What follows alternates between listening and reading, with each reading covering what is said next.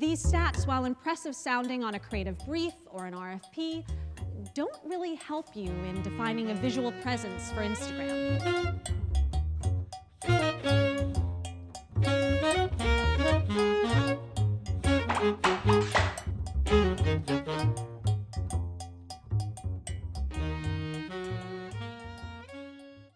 I grew up on John Hughes films. He was, in a lot of ways, really a voice of that time. He was a voice of that generation. Now, my favorite scene in any John Hughes movie is from The Breakfast Club. In this movie, the nerd character named Brian completes the detention assignment on behalf of the entire group by writing a letter to the principal, Mr. Vernon. In it, he writes, "We think you're crazy to make us write an essay about who we think we are. You see us as you want to see us. But what we learned today is that we're each a brain, an athlete, a basket case, a princess, and a criminal. You use simple terms and convenient definitions." Does that answer the question? It's a great quote and a great story about the fact that you have teenagers who define themselves and are defined by the society, realizing that they're really more complex, that the world is a more complex place. Now, I started thinking about this, particularly the piece about simple terms and convenient definitions, when I was thinking about brand voice. Because brand voice is, in many ways, a reflection of your consumer, who they are, who they want to be, the lifestyle that they envision for themselves. But each of you is selling a product or a service, and sometimes both. And we tend to think about our customer the way that the principal, Mr. Vernon, did, in simple terms, in convenient definitions. We use statistics: sex, age, household income, marital status, college education. These stats, while impressive sounding on a creative brief or an RFP, don't really help you in defining a visual presence for Instagram. They don't give you a great homepage. They only get you so far in tweeting to your customers, and they're downright stymieing in trying to define the ideal in-store experience. They're not authentic, and they're not aspirational, and they're not useful. Now, your voice starts with your brand promise. It starts with your customer, not your stats customer, but your real customer. It's your story, your content, and what you deliver in every medium in which you engage and in which she engages with you. At Kate Spade, New York, our brand promise is our voice. Kate Spade, New York inspires you to lead a more interesting life. An aspirational brand promise? Democratic and accessible for all? Absolutely. Simple and convenient? No. Not very simple and convenient, but the strong and essential brand promise is at the core of everything that we do. What differentiates our brand is that we recognize the spiritual and intellectual aspects of our brand promise, of leading a more interesting life. And we use these to define the nooks and crannies of that interesting life for her. We know it isn't the pursuit of materialism that gives you that. It's not jet planes or rock stars or country mansions. It's a great book, a cocktail party, the perfect song from the 80s. We don't invite her to join some club in our marketing to give her status. We wink at her. We celebrate her sense of humor, her interests, and her passion for the special. Developing a brand voice is complex. I'm not saying that it isn't. And it's wonderful to have from the start, but it absolutely can be developed well down your brand pathway. It's about defining a series of elements and then taking everything that you have to retain and maintain those elements, especially as you grow. It's about sticking to them, come hell or high water internally, while at the same time listening to your consumer and refining as appropriate. It starts with who you are. Who is your brand? What's your brand history, your spirit, your company, your background? 20 years ago, Kate Spade, frustrated she couldn't find the utilitarian yet fashionable handbag she was craving, began making nylon bags out of her apartment. And so a revolution in the accessories market began. Today, we are a global, multi-channel lifestyle brand firmly rooted in the accessible luxury market. Now, your company history, particularly in this format, can seem gratuitous, but every word is critical to who you've been and who you're going to be. Second is your consumer. What makes your consumer unique to your brand? At Kate Spade New York, as I said before, she's culturally curious, she lives life to the fullest, she takes chances, and she stands out from the crowd. Now, in a few words, what's your brand promise?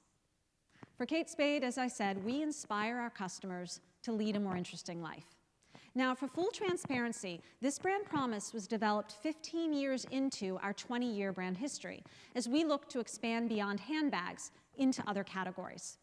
At that time, about 3 years ago, we did an extensive research study using an outside agency and talked to internal stakeholders, industry experts, and our customer about who we were and who we could be. And this brand promise is the outcome of that work. Now, just this past November, we went out to that same group. We went out to stakeholders, we went out to our customers, and we went out to our internal associates and industry experts.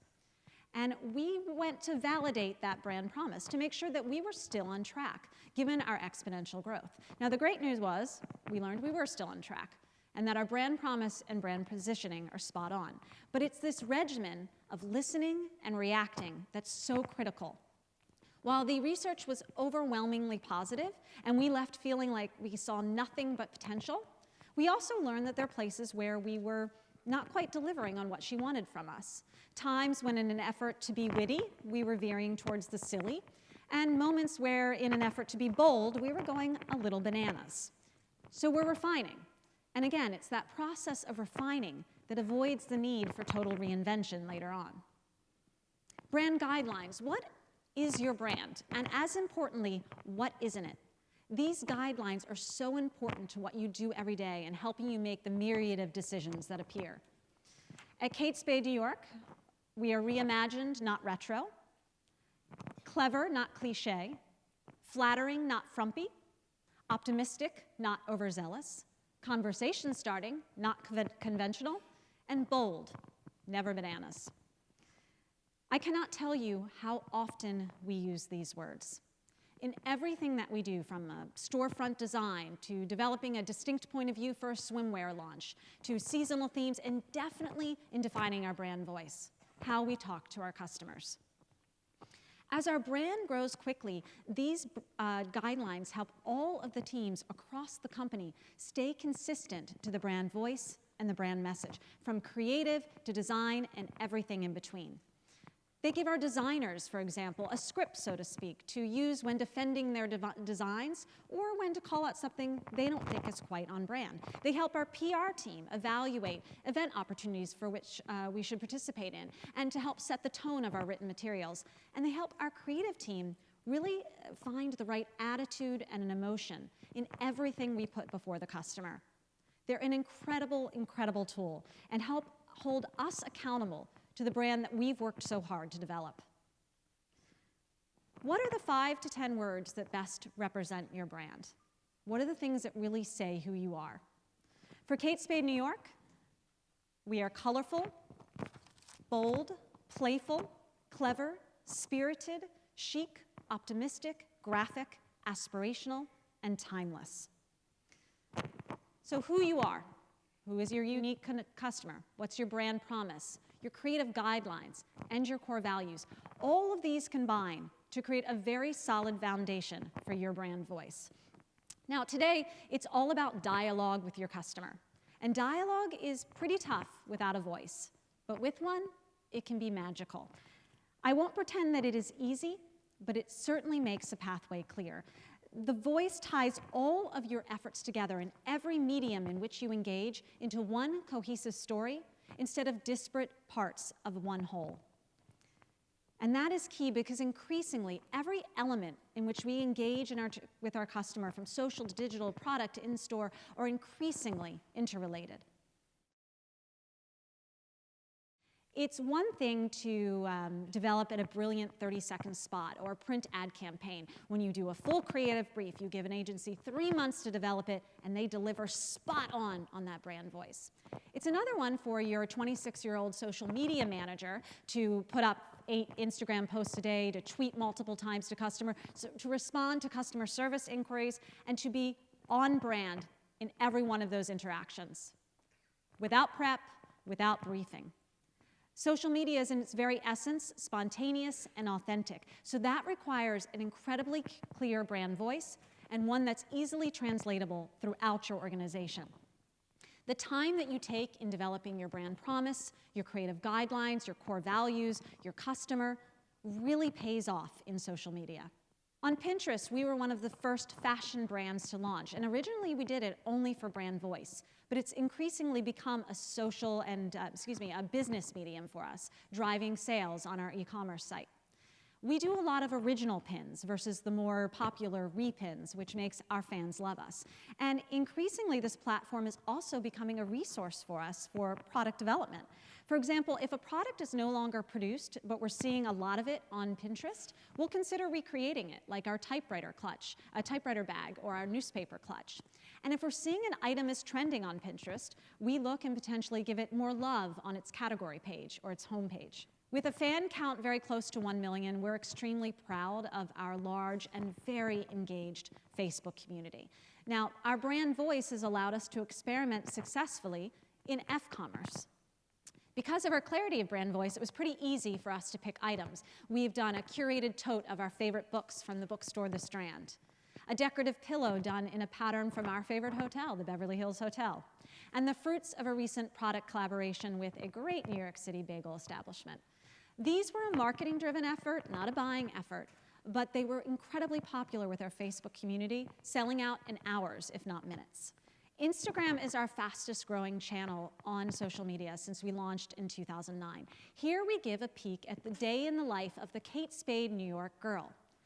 It's written in our voice, in the Kate Spade New York girl's voice. And it's everything from sharing office parties to where she goes for Sunday brunch to a night at the ballet, illustrating the aspirational lifestyle that our brand embodies, along with glimpses into our design process and behind the scenes. We provide our Twitter community with a peek at the day in the life of the Kate Spade New York girl in 140 characters or less.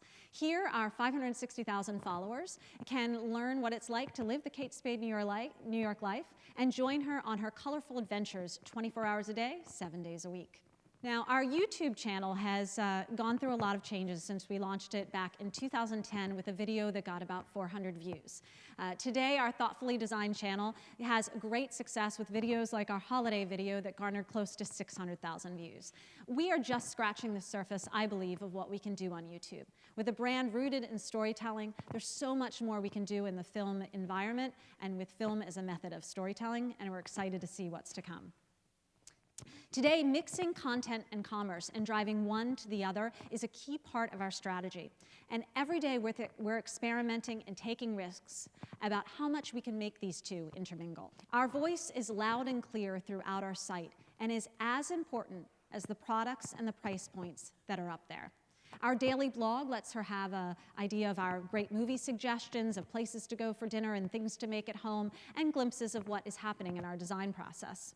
Recently, we realized that our strong voice, so apparent in product and social media and marketing, was really missing from the store environment and was a tremendous opportunity. So, as I mentioned earlier, we're refining, we're retrofitting, we're looking at our stores and finding places where we can inject brand voice, not in a cookie-cutter way, but viewing each individual store as a canvas and painting with the appropriate strokes. Some of those strokes include small things, like in some stores you might occasionally pick up a handbag and find a pick-me or a hello underneath. I love to hear our teams talking about our girl. Does she stay at the Sands or the Bellagio when she's in Las Vegas? When she's visiting the Hamptons in the summer, does she ride a scooter or does she ride a bicycle? Every day we are listening and asking questions, and this allows our voice to evolve just the way our customers does. So, does all this work? All I can say is that it's worked for us. And not just because of sales success, although we're enjoying a lot of that, but because of what our customers say. As I mentioned, this past November, we went out and talked to customers across the country, and their sentiments were clear. For example, the Kate Spade store is more than just where I buy my dresses. It's where I get inspired. It's where I know I'm surrounded by other women who want the same things out of life that I do. It's home away from home. Another customer said, leading an interesting life is the life I live and the one I continue to push myself to live. Kate Spade inspires that in me. Our customer is an attitude, not a demographic. Like those teenagers in the John Hughes film back in 1985, she doesn't want to be simply or conveniently defined. As another one of our customers said, I'm a pediatrician. It doesn't mean I have to dress like one with the boring clogs and the pretentious white coat. I'm a lot of other things. A good friend, a pet lover, a photographer, and I want those things to shine through. We really couldn't have said it better. Our customer is quick and curious and playful and strong. She has a voice, and so do we. The voice you should seek will give you possibilities beyond those you have ever explored. The marketplace is crowded and noisy, but your voice can be loud and clear. Thank you guys very much.